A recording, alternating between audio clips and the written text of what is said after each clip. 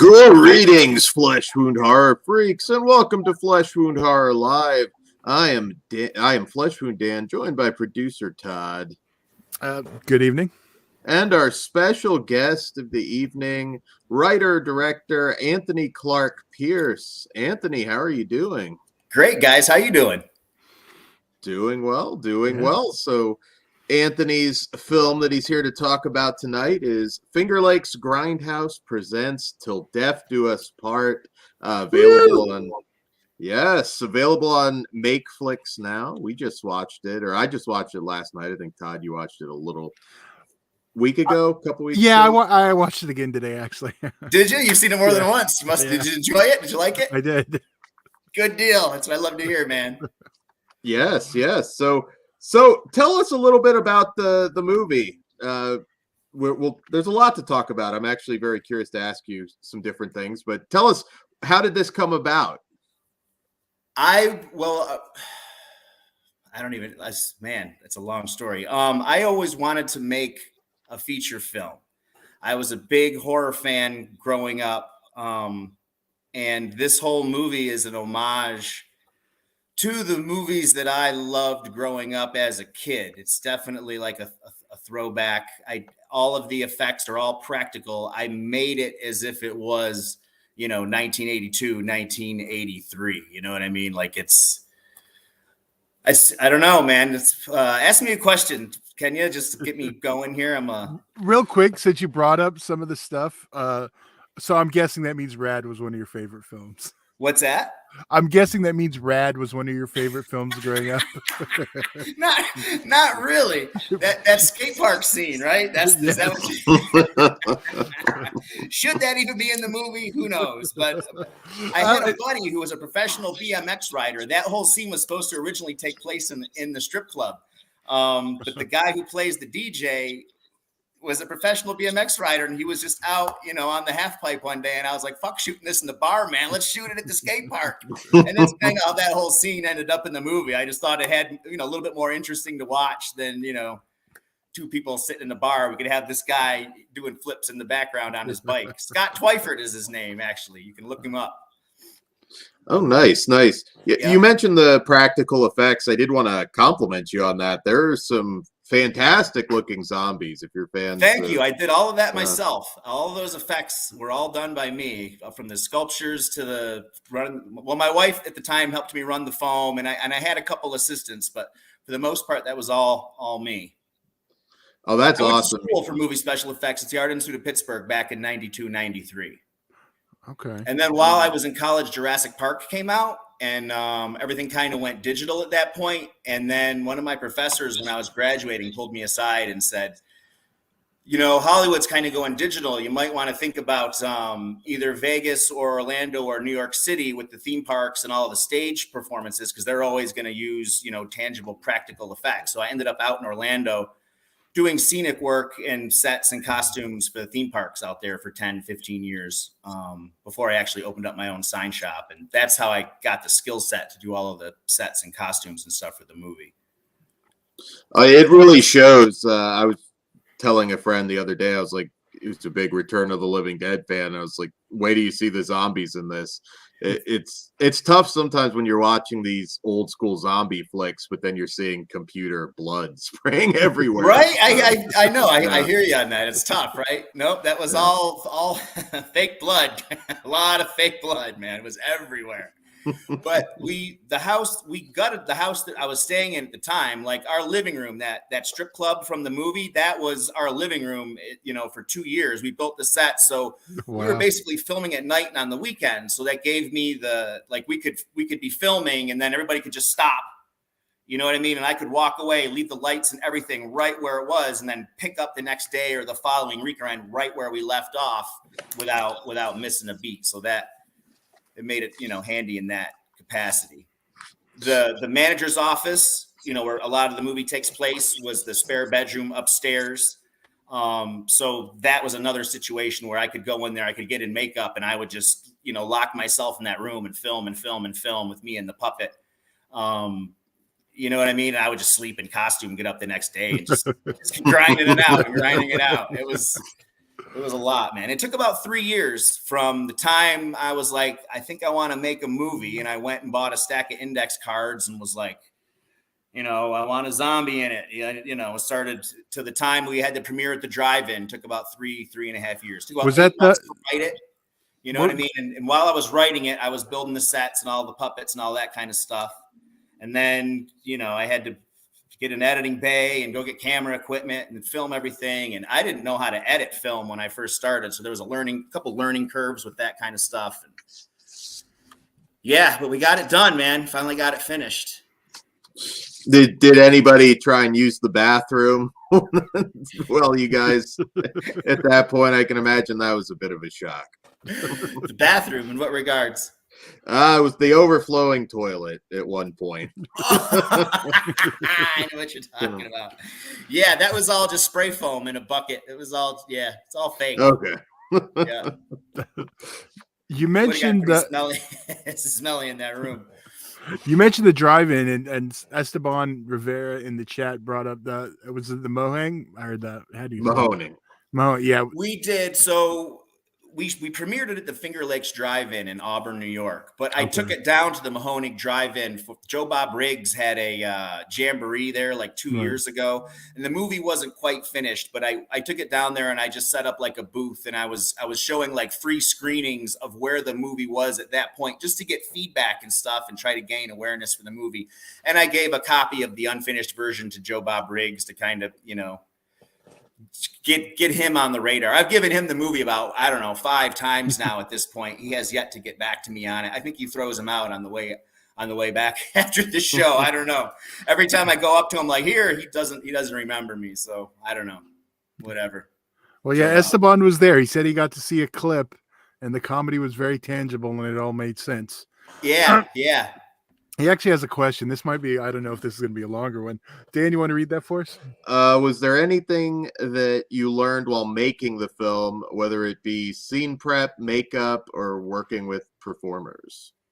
What did I learn? Oh my God, I learned every single facet of filmmaking that wasn't the effects part. I learned how to edit. I learned how to storyboard. I learned how to write a script. I learned how to direct people. I learned camera angles. I learned lighting. This whole thing was just, this was me in film school. You know what I mean? Like it was literally, I learned everything.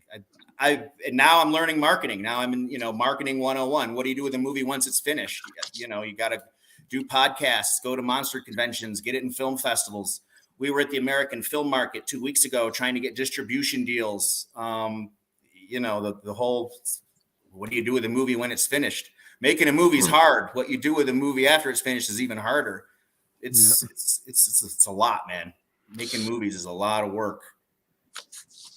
Absolutely. I'd suggest merchandise too. You can if you go on the website, I have a whole online store of merch and shirts and DVDs and like the mugworts. I don't know if you watch the credits all the way to the end. And there's like a little mugworts skit. I've got, you can buy the little mugworts at the shows, and I definitely have a merch booth that I take to the conventions and stuff with me.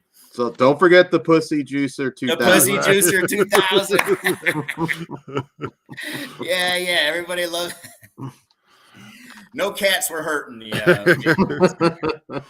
not going to tell you how I did it. Every once in a while, somebody will be able to see through. They're like, "I know how you did that," but I never tell anybody how that trick was done. Do you have any plans to like make Pond Scum one of the trailers? That's the one that everybody wants to see, and I have a rough outline for a Pond Scum movie. Eventually. I'm not done figuring out what to do with the movie after it's finished. Once I feel confident that if I make another movie, I can turn a profit on it, I'll be gung-ho to start the next one, but I'm still not quite there yet. I funded this movie myself. It cost about $30,000 by the time it was all said and done. And it hasn't made its money back yet. You know what I mean? So once I figure out, and I'm confident that, then I'll be ready to jump in to another one. And that seems to be the one everybody wants to see, man. Everybody wants to see that Pond Scum in a finished 90-minute form. Yeah. And I think it would be good. Like I said, I got a rough outline for it. It's just a matter of being ready to take it on, because I want to use somebody else's money next time. I don't want to play with my own. So then if I take somebody else's money, I gotta be able to repay the investors. And once I feel confident enough to be able to redo that, then I'll start going in that direction. Yeah, absolutely. I would love kind of an old school Slithis Creature from the Black Lagoon movie. Yeah. That was a guy named Rich Hill came up with the original concept for that Pond Scum idea. When I was first like, I think I want to make a low budget monster movie. He's like, I got an idea for you. He was like, you can use it. Just give me credit. Give me the credit for whatever. So here, Rich, you're getting your credit. So he gave me the idea and the title, and then I kind of, redid it. And anyway, yeah. So that's eventually, hopefully, we'll get to Pond Scum. But if we do Pond Scum, I would like to. I want to redo the costume, so the costume's a little bit more, elaborate. And then if I do that, I'll recut the trailer, and then I'll drop the new trailer in front of any future versions of Till Death Do Us Part that come out, any future DVDs, or you get what I mean. Yeah. I'll constantly be upgrading it like George Lucas over the years. I'll be adding digital blinks to the zombies. And That's the cut we're waiting for. Yeah, right. How was it shooting with the dancers and the zombie makeup with the dancers and that? The dancers. So the dancers, I mean, everybody in the movie was my friends of mine or whatever. And like I said, the strip club was literally our living room. So when when you first started, if you've got a strip club in your living room and you have your friends over and you go get a case of beer, get everybody to sign the waivers. It's not long before everybody's playing on the pole. You get what I mean? And if you watch it, the nudity, like I would go in and I would film the girl on the pole, and then once I got her shots, I would put on your robe, bring in the guys, get all the shoot all the cutaways. And then just really quick, a lot of times they would be dancing on their boyfriends. You know what I mean? So I kept the nudity as not awkward as, and whatever, on the level as I could, with as much nudity as there was in it. I tried to make it as unawkward as I possibly could, that kind of thing. Yeah, no, it was interesting. There's about a handful of like zombie stripper movies, and I wouldn't have guessed that was your living room. So I think you did pretty good. Thank you. Yeah.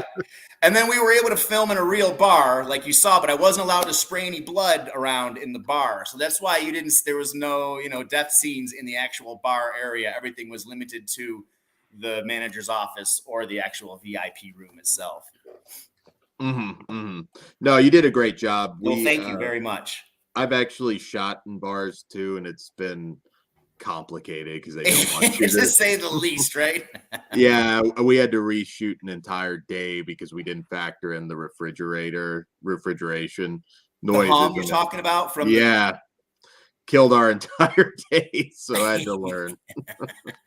I feel your pain on that, man. Just hearing that, yep, I can see how that could happen. All right. Esteban asks, Dan, do you want to read that one for me? Will the film be shown in the Film Noir Theater, Museum of Moving Images, or through Troma, or perhaps back at the drive-in in Pennsylvania? It's available on Troma now. So Troma picked it up, and it's on Troma's streaming service. Getting it in theaters is kind of a weird hustle, man, because so you put it in a theater, you gotta rent the theater, you know what I mean? So you're $500 in, $600 in on the theater rental. Then you've got to advertise it. You got to take out radio spots, By the time it's all said and done, you're lucky if you break even on a theatrical run, because it's not like I have, nobody's paying for this but me. So I've got to be smart about the way that I spend my money. So that's why I don't really theaters are fun, but it's I don't know, from a monetary standpoint, it's not the best. The non-exclusive 50-50 splits on various platforms, from what I can tell, are the best way to go. You get what I mean? You get it on Troma, you get it, you get it on 5 or 6 different platforms. Each one of those platforms is giving you a check every month. Everything's non-exclusive 50-50, and it's just clean that way. You get what I mean? I was curious about how it worked with Troma, because I know in the video days, everything was exclusive. So, okay, so here's the deal with Trauma. I haven't seen a dime from Trauma, and I had been warned by other people, and I knew going into it that I wasn't really. It was more about me, being on the Trauma street. That was more of an ego thing because I'm a fan of Trauma, and now I'm on their streaming site. And actually, if you go on to Trauma, like I'm right next to Frankenhooker and the little, you know what I mean? It's kind of validating. So I was kind of overlooking the fact that, if they don't ever pay me, so what? At least I'm on Trauma streaming service. I do well on the Makeflix, and then just through the Fingerlakes Grindhouse site gets a lot of downloads, and I give it, I hand the movie out for free a lot too. It's not really about the money anymore. You know what I mean? It's more about getting it out and letting people see it. Have you thought about trying to get it on Tubi? I know that's one everyone hits now. So here's the deal with each platform. Each platform has its own set of rules and list of demands, notes. Right. You know what I mean? In order to be on this platform, we need you to, maybe they don't like the pussy juicer commercial. You know what I mean? Maybe it's got too much nudity. So it's almost like you got to almost recut the movie every time for each platform. Right. And recutting the movies, it's a lot of work. You know what I mean? And then so I'm working on it. You know what I mean? It's a process because I own a sign shop that I don't just make movies. 9 to 5, I make signs for a living. So I'm doing this at night and on my spare time and in the weekend. It's just trying to figure it all out. You know what I mean? Yeah. How is movie is autobiographical? I am everything that happened in that movie, is true right up until the zombies. I am a recovering alcoholic. Me and my wife did split up because of those reasons. The woman in the movie really was my wife at the time. We aren't together anymore because of the reasons that you saw in that movie. Everything is played. It's straight, like I said. And the zombies obviously are a metaphor for the antidepressants. And the whole movie is like a metaphor for me killing off the alcoholic version of myself. I've been sober now for almost 2 years now. And it's because of that movie. Oh, wow. Congratulations. Awesome. Yeah, neat, right? Yeah. I was going to ask you, what was it like working with family and friends? How did they sort of relate to the movie? They were supportive. I think some of them, after it was done and they saw it all cut together, had wished that they had taken it a little more seriously. That makes any sense because, Tony's making a movie in his garage. You know what I mean? Whatever. The next movie I would like to get real actors and actresses that show up knowing their lines, if that makes any sense. No, I've been there. Because a lot of times I would have to put the 2 cameras up on each person, and then I'd be standing there holding cue cards for one person, and going around and holding the cue cards for the other one, and just kind of feeding them their lines and walking them through, which worked. I mean, I made it work, but it sure would have been nice if people, and sometimes they didn't even have a script. You know what I mean? Sometimes I'd be like, somebody would say something, oh shit, that works. Everybody, take 10. And I would go and I would, rewrite and or somebody wouldn't show up, you know what I mean, for the shoot. And then I would have to, but I've got everybody else there. So all of a sudden you got to on the fly, rewrite the scene and, that kind of stuff. So that was a constant thing that was happening. Just, adapt and whatever, keep moving forward any way you can. Absolutely. I've been there. And I'm curious, did you have any specific inspiration as far as films go that really stuck in your mind while you were making it? Oh, it should be obvious when you watch it. I mean, they're all, for example, I knew I wanted that half zombie puppet. Obviously I totally just looked at the designs from Return of the Living Dead and just reversed engineer it and for my own purposes.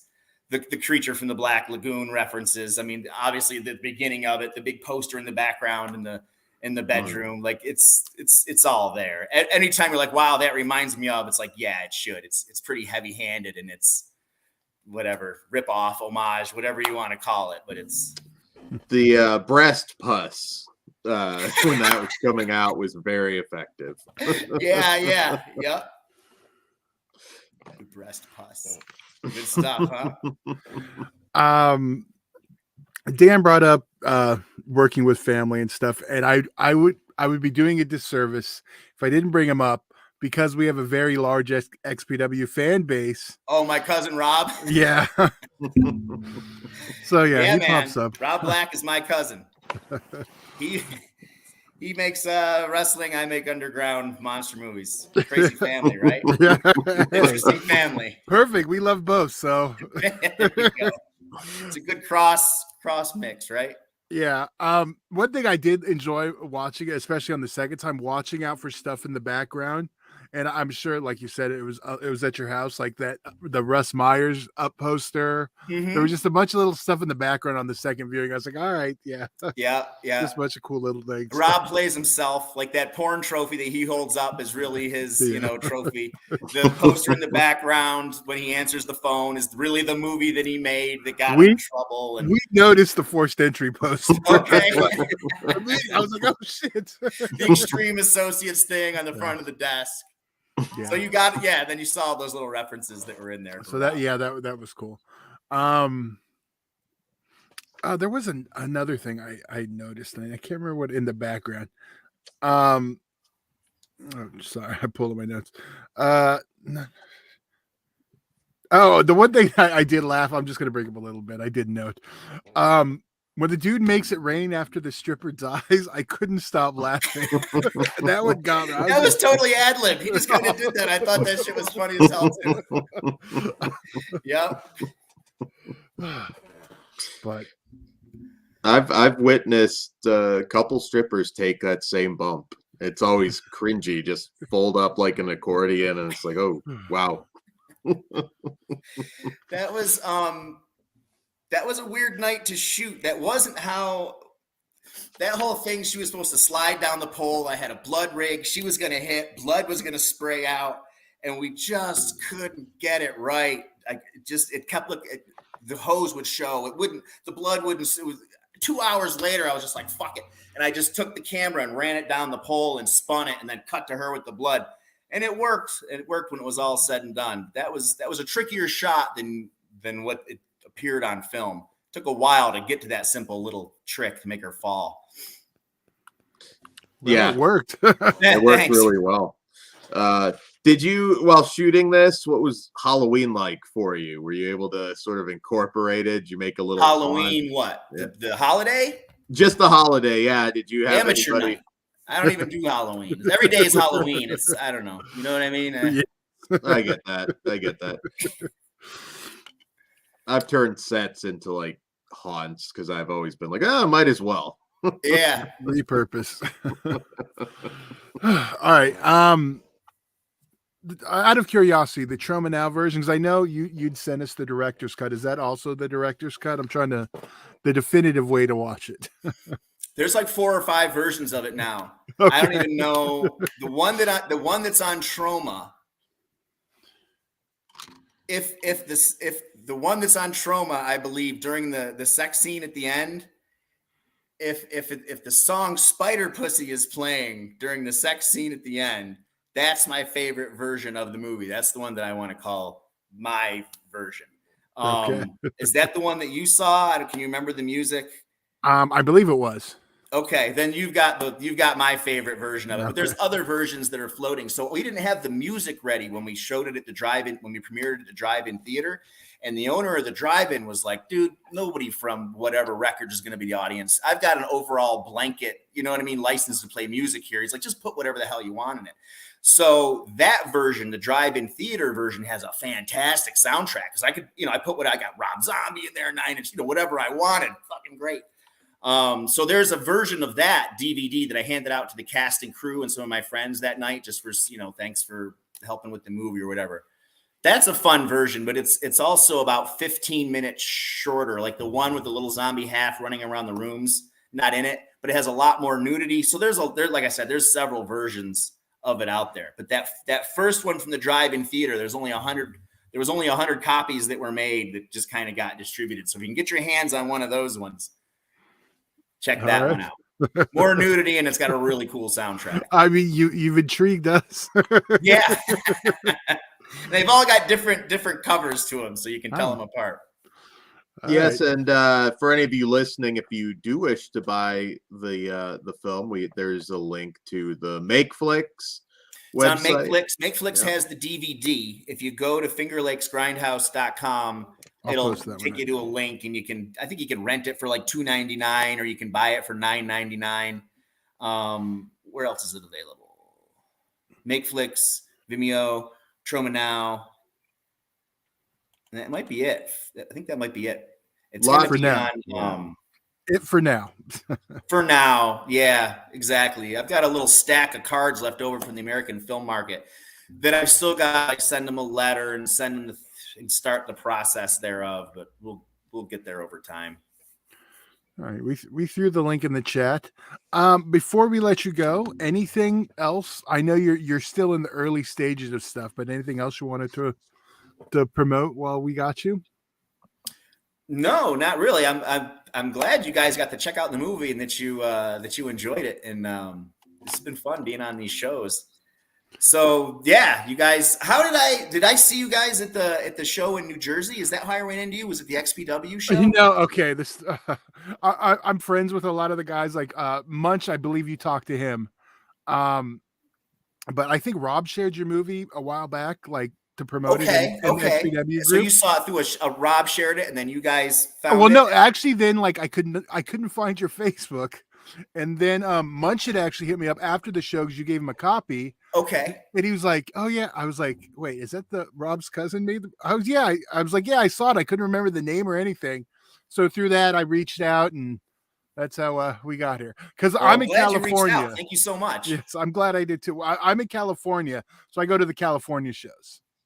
Okay, so I'm in Vegas for the winter, so I'm going to the Pomona show. Oh, okay, the 10th, December 10th. So I'll probably be seeing you in person then here in about a week and a half, 2 weeks. We'll have a couple other filmmakers there too from. Fun! Really?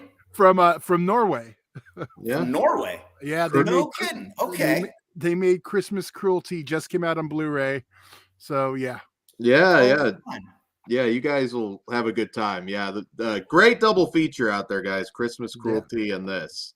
Okay, maybe we can do a double feature and get it in a movie theater somewhere. Yeah, split the expense. It might be a little more cost effective. Yes, that's the best way. Yes, and for anybody listening to this interview, we did really like this movie. Lots of great laughs, lots of practical effects, nudity. It was just a good time overall, and it's rare that you don't get the CG blood now, because I know it's right. No CG blood in that at anywhere. Nope. Yeah, there's no rare. CG anything in it. We did a little green screen and some miniature stuff with that truck, but outside of that, it's all in the camera. Everything is right inside of the lens. Yeah, and I think people will really appreciate it out there, guys. Well, the last 15 minutes is a puppet show. I mean, literally the last 15 minutes is a puppet show. Yeah. So really took me back. We love your movie. We hope it continues to grow, and hopefully. Well, thank you very much, guys. I love hearing that. Yeah, absolutely. So guys, check that out. Multiple options there. Get yourself a copy or rent it, and we'll have you back on. Anytime, guys. I would love to. Absolutely. Thanks for having me on. Well, thank you for coming on.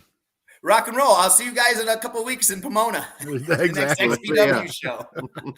All right, Dan. All right, guys. I'll talk to you soon. All right. Absolutely. Thank you. All right, guys. Thank you so much for listening, and we will see you here for our Jack Frost double feature commentary. Good night.